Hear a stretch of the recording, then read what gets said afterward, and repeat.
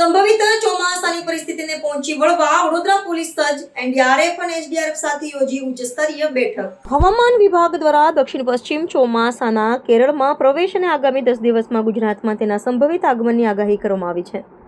આ પૃષ્ઠભૂમિમાં ચોમાસા દરમિયાન ઉદ્ભવી શકતી કોઈપણ કટોકટી કે આપત્તિજનક પરિસ્થિતિને પહોંચી વળવા માટે વડોદરા શહેર પોલીસ તંત્ર સંપૂર્ણપણે સજ્જ થઈ ગયું છે। નાગરિકોની જાનમાલની સુરક્ષા સુનિશ્ચિત કરવાના હેતુથી પોલીસે આગમચેતીના ભાગરૂપે અત્યારથી જ વ્યાપક એક્શન પ્લાન અને આગોતરું આયોજન તૈયાર કરી લીધું છે।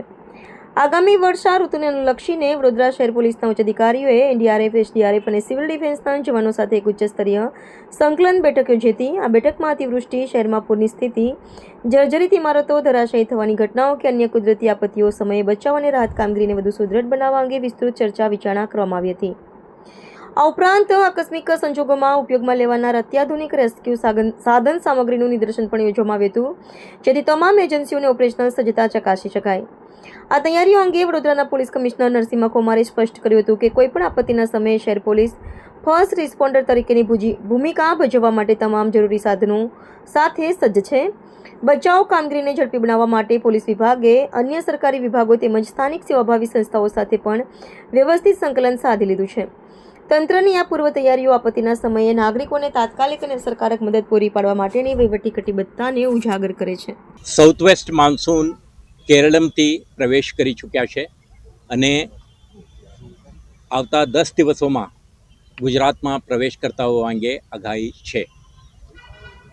તો વડોદરા શહેર પોલીસ અને અન્ય સમવસ્ત્રધારી દળો છે, એમના જવાબદારી છે તે અંગે એડવાન્સ પ્રિપરેશન તરીકે આજે આ કાર્યક્રમ રાખી છે।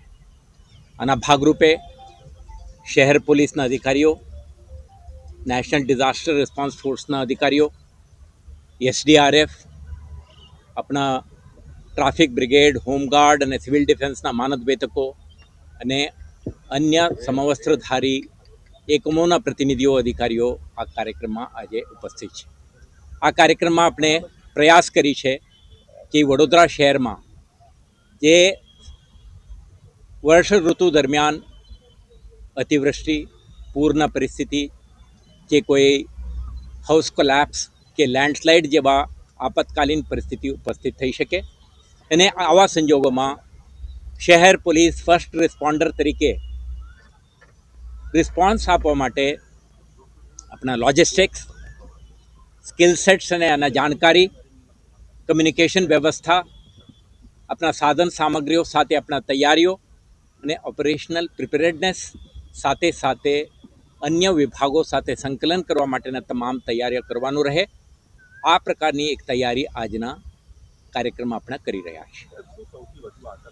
તો આમાં તમે જોઈ શકશો કે ફર્સ્ટ રિસ્પોન્ડર તરીકે કેટલાક સાધન સામગ્રીઓ અને ઇક્વિપમેન્ટ્સ એન્ડ ટૂલ કિટ્સ અને કમ્યુનિકેશન વ્યવસ્થા સાથે શહેર પોલીસ અને એમના મદદમાં જ્યારે પરિસ્થિતિ વધારે બગડે ત્યારે એસડીઆરએફના આખા ટીમ, એમના જો બોટ હોય કે રસાઓ હોય કે અને રેસ્ક્યુને સુરક્ષિત સ્થળે સ્થળાંતરિત કરવા માટે લોકોને જે વ્યવસ્થાઓ જોઈએ આ તમામ પ્રકારના ટૂલ કિટ્સ અને ઇક્વિપમેન્ટ આજે ડિસ્પ્લે પણ કરી છે અને સાથે સાથે આપણા આંતરિક standard operating procedure, inter agency coordination માટેના મુદ્દાઓ અને